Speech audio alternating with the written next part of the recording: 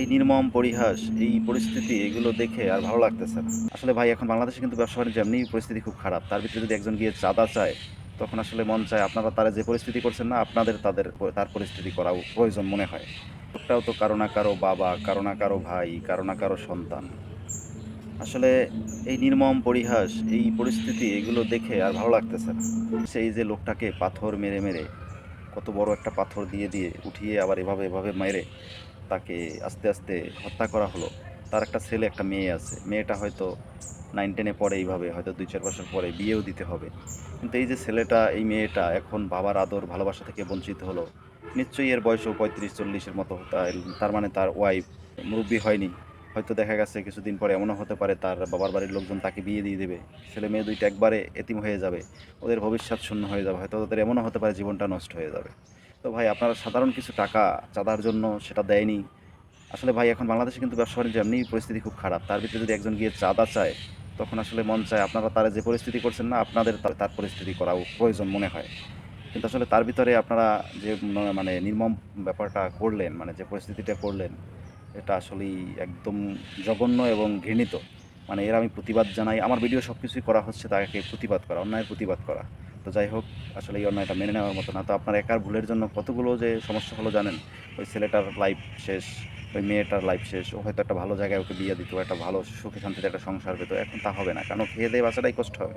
কারণ এই দুনিয়ায় এখন কেউ কারো না ভাই। আপনি মনে করেন বাবা মারা গেলে সন্তানের জন্য আর পৃথিবীতে বাবার মতো আদর, ভালোবাসা বা গার্ডিয়ান বা দায়িত্বটা অন্য কেউ নিতে পারবে না। তো যাই হোক, আমি এ ধরনের মানে জিনিসগুলা আসলেই খুব ঘৃণার চোখে দেখি।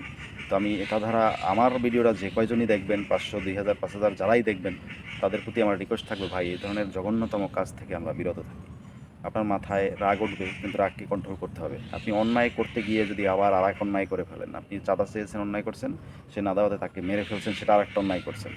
তো যাই হোক, আসলে এগুলো খুবই ঘৃণিত। আপনার একার ভুলের জন্য কতগুলো ফ্যামিলি নষ্ট হয়ে গেলো জানেন? ওই ২ টা ছেলেমেয়ের নষ্ট হলো, তার ওয়াইফের নষ্ট হলো, তার বাবা-মাও হয়তো এমনও হতে পারে যে তার ইনকাম দিয়েই তার বাবা-মাও চলে। তাদের পরিস্থিতি খারাপ হলো। কত দিক যে সমস্যা হয়েছে সেটা আপনারা আসলে আপনাকে বলে বোঝানো যাবে না। তো আশা করি এ ধরনের কাজ থেকে আমরা বিরত থাকব। এ ধরনের জঘন্য ঘৃণিত কাজ থেকে আমরা দূরে থাকব। এবং আমি এটার লাস্ট আমার অনুরোধ হচ্ছে এটাই যে আমি বাংলাদেশের জনগণ এবং যারা ঊর্ধ্বতন কর্মকর্তা আছেন, আইনের, বেআইনের যত লোক আছেন সকল লোকদের কাছেই, যারা এটা দেখাশোনা করতেছেন সবার কাছে আমার আবদার থাকবে এটার কঠিন একটা বিচার হোক, যেন নেক্সট টাইম এই বিচার দেখে আর এ ধরনের কোনো কাজ করার আগে মানুষের বুকের ভিতরে কেঁপে ওঠে। এ ধরনের একটা বিচার করা হোক। এইগুলো যে কোনো অন্যায়ের যদি প্রতিবাদমূলক কঠিন বিচার করা হয়, তাহলেই সেই অন্যায়গুলো দেশ থেকে আস্তে আস্তে চলে যাবে, অন্য কেউ করার সাহস পাবে না। আর যদি এগুলো আমাদের বাংলাদেশে কিন্তু কয়েকদিন পর পরই এ ধরনের অনেক কাহিনী হচ্ছে, আবার কয়েকদিন পরে বিলীন হয়ে যাচ্ছে, কোনো তেমন বড় বিচার হচ্ছে না, মানুষ জানতেছে না যে বিচারটা কী হলো, এজন্যই কিন্তু সমস্যা হচ্ছে। তো আমি চাই এই বিচারগুলো আসলে জনসম্মুখে করা দরকার, কঠিনতম বিচার, যা দেখে মানুষ আতঙ্ক হয়ে যাবে, যে ধরনের কাজ আর করা যাবে না। ভালো থাকবেন, সুস্থ থাকবেন। যদি মনে করেন ভিডিওটি আসলে উপকারার্থে বানিয়েছে, ভালো লেগেছে কথাগুলো, একটা কথাও যদি ভালো লেগে থাকে, ভিডিওটি শেয়ার দিয়ে প্রতিবাদ জানান। আপনি ভিডিও তৈরি করতে না পারেন, অন্তত একটা এই ধরনের ভিডিও শেয়ার দিয়ে প্রতিবাদ করেন এবং আপনার ইমানকে মজবুত করেন, ঘৃণা করেন তাদেরকে।